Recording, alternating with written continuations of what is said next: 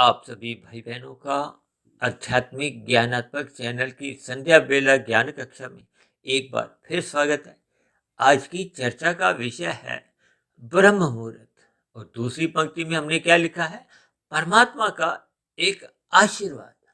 देखिए, पहले हमारे मन में आ रहा था कि हम जो प्रतिदिन सुबह ब्रह्म मुहूर्त उपदेश कक्षा में एक वीडियो तैयार करते हैं, इसको उसी में ही लिया जाए। फिर हमारे मन में आया कि नहीं, संध्या बेला ज्ञान कक्षा में, क्योंकि जब मनुष्य जो ब्रह्म मुहूर्त में उठते ही नहीं है, रात को देरी तक जागते रहते हैं, तब ऐसी स्थिति विशेष में आज की वीडियो को हमने फिर संध्या बेला ज्ञान कक्षा में ही लेने का एक फैसला लिया। देखिए, ब्रह्म मुहूर्त अपने आप में ही देखिए बहुत एक शुभ स्थिति का, अक्सर हम अपनी चर्चाओं में बार बार कहते रहते हैं, ब्रह्म मुहूर्त में उठो, ब्रह्म मुहूर्त में उठो, सात्विक दिनचर्या बनाओ। ये सभी स्थितियां आपस में परस्पर देखिए जुड़ी हुई हैं। हम बार बार चर्चा करते रहते हैं कि ब्रह्म मुहूर्त में उठने के ये लाभ हैं। इसलिए हमने देखिए आज इस स्थिति विशेष को परमात्मा का एक आशीर्वाद के साथ ही जोड़ दिया। हालांकि देखिए, परमात्मा का आशीर्वाद में किसी भी प्रकार का कोई पक्षपात नहीं होता। चाहे मनुष्य हो, चाहे पक्षी हो, चाहे पशु हो, चाहे कीड़े मकोड़े हो, चाहे वनस्पति हो, यानी कि 84 लाख प्रकार की योनियों में असंख्य इतने जीव हैं जिनकी हम और अब तो देखिए शब्दों में कल्पना भी नहीं कर सकते। भले ही निश्चित है, क्योंकि आत्मा को तो देखिए जन्म मरण नहीं होता और सभी आत्मा किसी न किसी योनि के शरीर में है। ये सभी स्थितियां आप और हम अक्सर प्रतिदिन की वीडियो में हम चर्चाएं करते हैं और हम ब्रह्म मुहूर्त की बहुत अधिक महत्ता इसलिए समझाते हैं क्योंकि प्रकृति के 3 गुणों में सत्वगुण सबसे सर्वोत्तम गुण कहा गया है। शास्त्रों में बार बार कहा गया ना, तमोगुण से 10 गुना अच्छा रजोगुण है, रजोगुण से 10 गुना अच्छा सत्वगुण है। और सत्वगुण में भी क्योंकि 3 अवस्थाएं होती हैं, उस स्थिति विशेष में जो एक सूर्य निकलने से जो पूर्व की स्थिति होती है, उसको एक शुद्धतम स्थिति कहा गया, उसी को ही ब्रह्म मुहूर्त कहा जाता है। ब्रह्म शब्द देखिए परमात्मा के लिए कहा जाता है। शास्त्रों में तो परमात्मा के देखिए 3 स्वरूप कहे गए हैं, एक निर्गुण निराकार, एक सगुण साकार, एक सगुण निराकार। अक्सर हम अपनी चर्चाओं में कभी कभी इन बातों का भी जिक्र करते हैं। अब जब परमात्मा की जो एक सर्वव्यापी सत्ता एक निर्गुण निराकार में ही एक संभव है ना, हम और आप देखिए यदि आकार रूप में सर्वव्यापी तो संभव ही नहीं है। ये तकनीकी स्तर पर हमें कुछ बातों का देखिए एक स्पष्टीकरण देना होता है कि हम सभी बातों को हम तर्कपूर्वक समझें। क्योंकि शास्त्रों में देखिए जब जब जो बात कही गई होती है, उसके पीछे की पृष्ठभूमि में क्या क्या परमात्मा या शास्त्र आपको हमें संदेश देना चाहते हैं, उसको हमें समझना चाहिए। हम प्रतिदिन देखिए इस ब्रह्म मुहूर्त उपदेश कक्षा में या संध्या बेला ज्ञान कक्षा में शास्त्रों में कही गई सैद्धांतिक बातों को ही लेते हैं। इसलिए तो हम बार बार कहते रहते हैं कि इन 3 गुणों में देखिए सत्वगुण का संग अधिक करो। सत्वगुण का संग करना ही तो सत्संग है।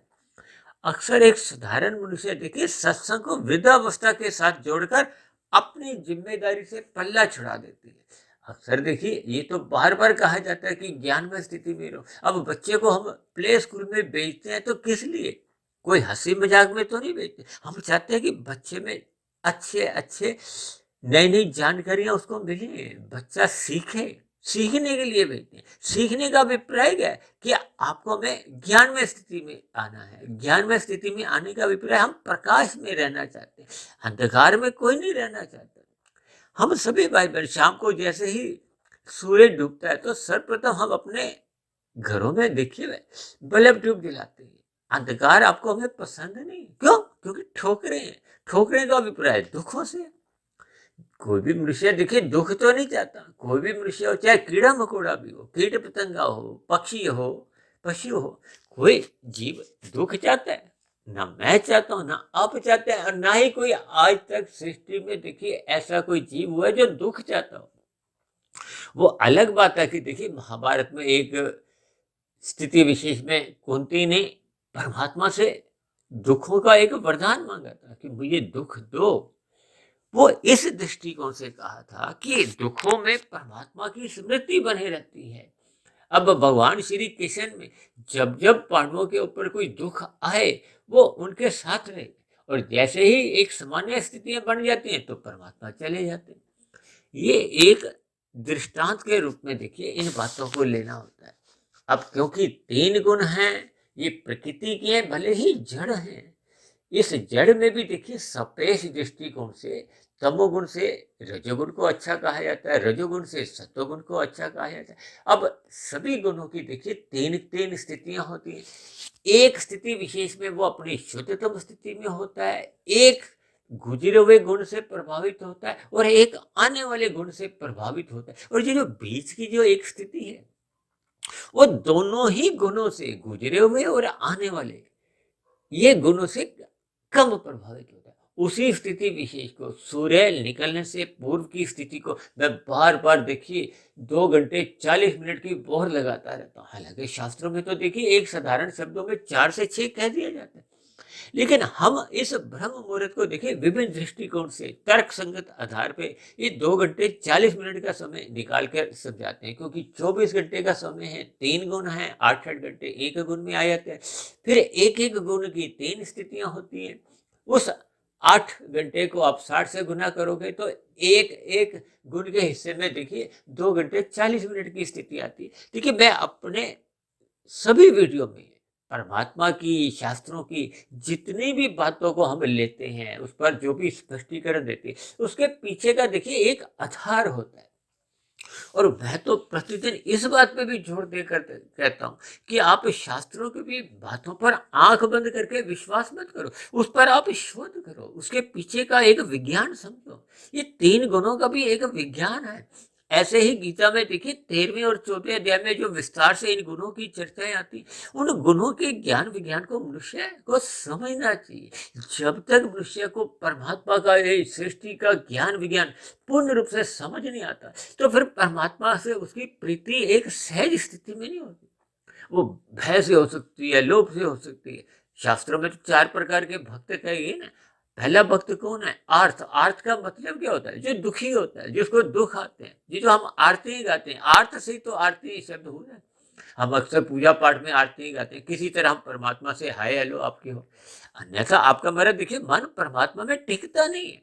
आप मैच देखो, टीवी में धारावाहिक देखो, और भी विभिन्न स्थितियां देखिए। हम आजकल समाचार ही देखिए, एक एक दो दो तीन तीन घंटे सुनते रहते हैं। अब इस चैनल पे, अब उस चैनल पे अखबारें पढ़ते हैं, विभिन्न प्रकार से देखिए संसार से ही जुड़ने की अपनी स्थिति बनाते हैं। अब कभी कभी आप देखोगे, देखिए आजकल दोपहर को पार्कों में, आप ठंड के दिनों में, सर्दियों के दिनों में कितने ही लोग देखिए ताश खेल रहे होते हैं। अब वहाँ गपशप चल रही है, ताश खेल रही है, ये खेल तमाशे, ये सभी स्थितियां देखिए ये संसारिक गतिविधियां होती हैं। तब तो बार बार कहा जाता है कि सत्संग करो। सत्संग का मतलब क्या है? देखिए सत्वगुण का संग करना। ये जो हम गपशप मारते हैं, टीवी में धारावाहिक देखते हैं, मोबाइल पे लगे हुए देखिए यूट्यूब पे इधर उधर कितनी जगह हम भाग जाते हैं, कितने ही चैनल ऐसे हैं।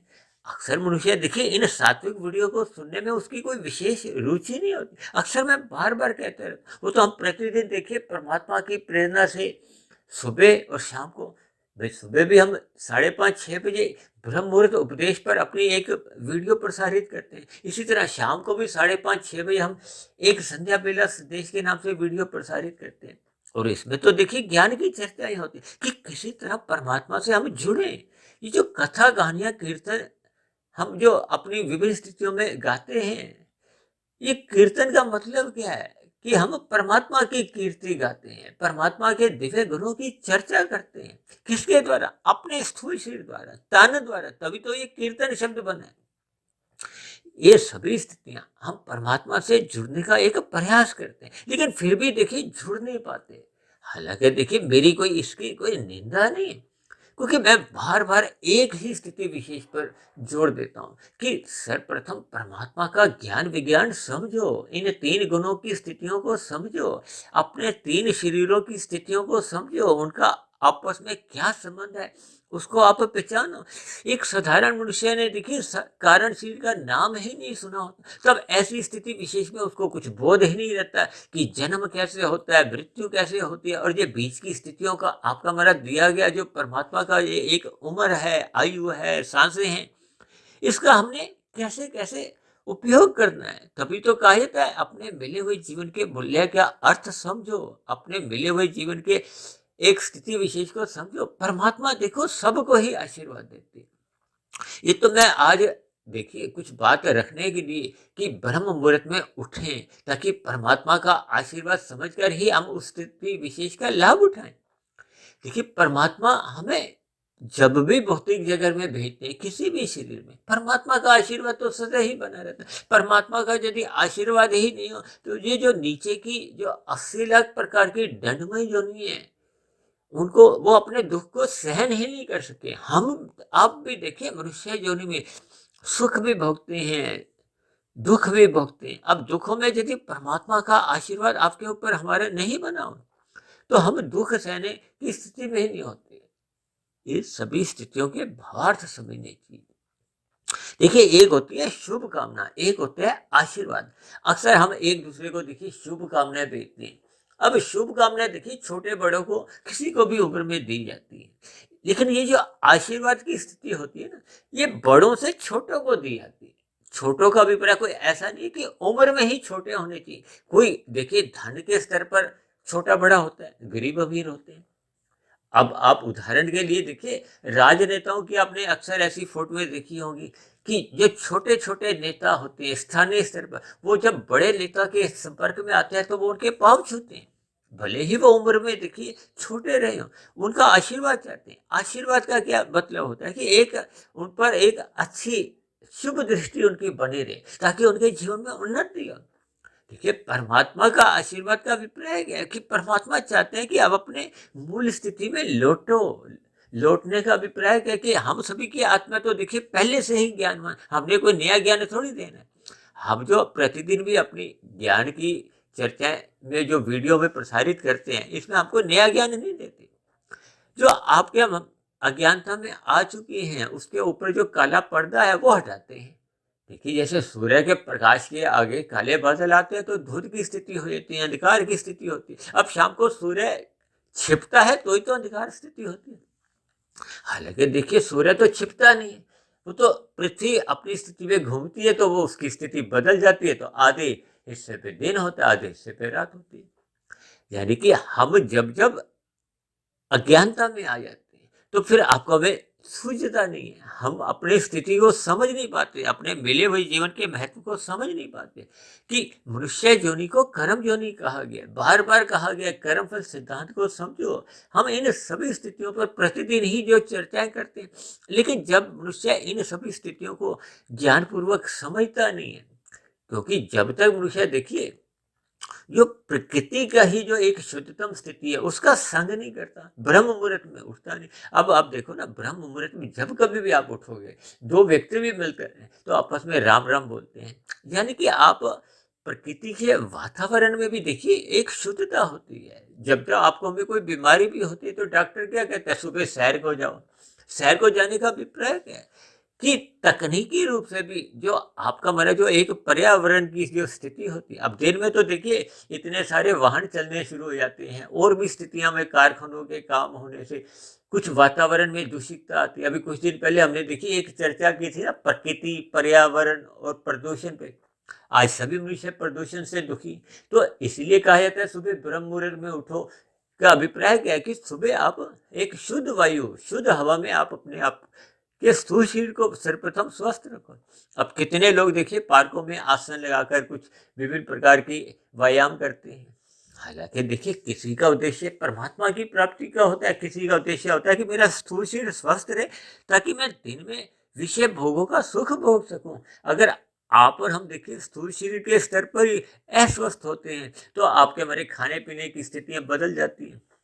ये सभी स्थितियों के एक भावार्थ है। कुल मिलाकर ये परमात्मा का जो एक ब्रह्म मुहूर्त की जो एक स्थिति होती है, इस स्थिति विशेष में आपको अंतःकरण में अपने आप ही एक अच्छे अच्छे विचार आते हैं। आपको दिन भर जो एक दिन पहले आपने जो गलतियां भी की होती हैं जीवन में, उसका कुछ एहसास होने लगता है। यानी कि हम आत्मचिंतन करने की स्थिति में होते हैं।